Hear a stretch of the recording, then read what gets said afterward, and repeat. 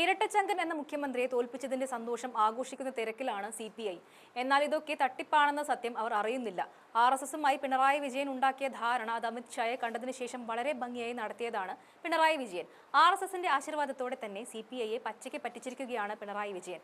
CPIയുടെ എതിർപ്പുണ്ടാകുമെന്നും അതിനെ അതിജീവിക്കാൻ തങ്ങൾ ഏത് വഴിയും സ്വീകരിക്കുമെന്നും സംഘപരിവാറിന് ഉറപ്പു നൽകിയതിനു ശേഷമാണ് പിണറായി ഈ നാടകമെല്ലാം കളിച്ചത്. അത് മനസ്സിലാക്കാൻ CPIക്ക് ആയിട്ടില്ല എന്ന് മാത്രമല്ല, ഞങ്ങൾ വിജയിച്ചു എന്ന മട്ടിൽ ആഘോഷിക്കുകയാണ് ബിനോയ് വിശ്വവും സംഘവും. അതായത് PM ശ്രീയിലെ തുടർ നടപടി നിർത്തിവെക്കാൻ കേരളം തീരുമാനിച്ചെങ്കിലും അന്തിമ തീരുമാനം കേന്ദ്രം തന്നെ കൈക്കൊള്ളും. CPIയുടെ സമ്മർദ്ദത്തിന് വഴങ്ങി ഉണ്ടാക്കിയ ഉപസമിതി ഉടനെ ഒന്നും റിപ്പോർട്ട് നൽകാൻ പോകുന്നില്ല. അതൊരു കണ്ണിൽ പൊടിയിടുന്ന സൂത്രം മാത്രമാണ്.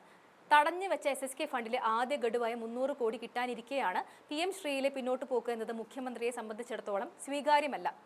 അമിത്ഷായുമായും അതുപോലെ കേന്ദ്രത്തിലെ PM ശ്രീ അധികാരികളുമായും ഒക്കെ സംസാരിച്ചുറപ്പിച്ചതിന് ശേഷവും മുഖ്യമന്ത്രിക്കുണ്ടായ ഏറ്റവും വലിയ ഭയം എന്ന് പറയുന്നത് CPI തന്നെയായിരുന്നു. അത് എങ്ങനെ കൈകാര്യം ചെയ്യുമെന്ന് BJP നേതൃത്വത്തോട് തന്നെയാണ് മുഖ്യമന്ത്രി ചോദിച്ചത്. അത് പ്രകാരം കിട്ടിയ ഉപദേശപ്രകാരം ഒപ്പിട്ട് കഴിഞ്ഞാൽ ഏത് വഴി സ്വീകരിച്ചാലും കുഴപ്പമില്ല, ശേഷം കേന്ദ്രം നോക്കിക്കൊള്ളും എന്ന മറുപടിയാണ് പിണറായിക്ക് കിട്ടിയത്. അത് പ്രകാരമായിരുന്നു അദ്ദേഹത്തിന്റെ ഈ നാടക നീക്കങ്ങളെല്ലാം. അതുപോലെ പച്ചയായ പറ്റിക്കൽ. ഇനി CPIക്ക് കീഴടങ്ങിയാലോ ഇല്ലെങ്കിലോ അത് ഒപ്പിട്ട് കഴിഞ്ഞു, ബാക്കിയുള്ളതെല്ലാം വെറും നാടകം മാത്രം. ഇനി എന്തെങ്കിലും തരത്തിൽ പിന്മാറണമെന്ന് തോന്നുന്നുണ്ടെങ്കിൽ തന്നെ അത് നരേന്ദ്രമോദി ഭരിക്കുന്ന കേന്ദ്രം വിചാരിക്കണം. അവിടെയാണ് അധികാരം മുഴുവൻ ഉള്ളത്. പിന്നെ കേരളത്തിൽ നിന്നും CPIയും CPMും തുള്ളിയിട്ട് ഒരു കാര്യമില്ല. ഒരുപക്ഷെ ബിനോയ് വിശ്വം കൂടി അറിഞ്ഞുകൊണ്ടാണോ ഈ നാടകമെന്നും സംശയിക്കുന്നവരുണ്ട്. പക്ഷേ CPIയുടെ പ്രവർത്തകർക്ക് ഒന്നും അറിയില്ല. അവർ എല്ലാം വിശ്വസിച്ചു. അവർ വിജയത്തിന്റെ ആഹ്ലാദത്തിലാണ്.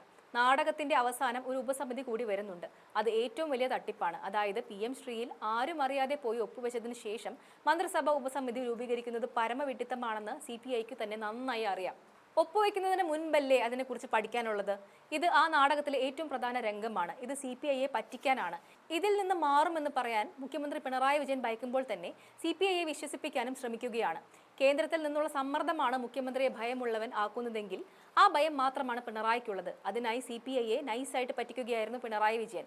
ഇനി 6 മാസം എങ്ങനെയെങ്കിലും മോദിക്ക് മുന്നിൽ പിടിച്ചു നിൽക്കാനുള്ള അടവ് മാത്രമാണ് ഇത്.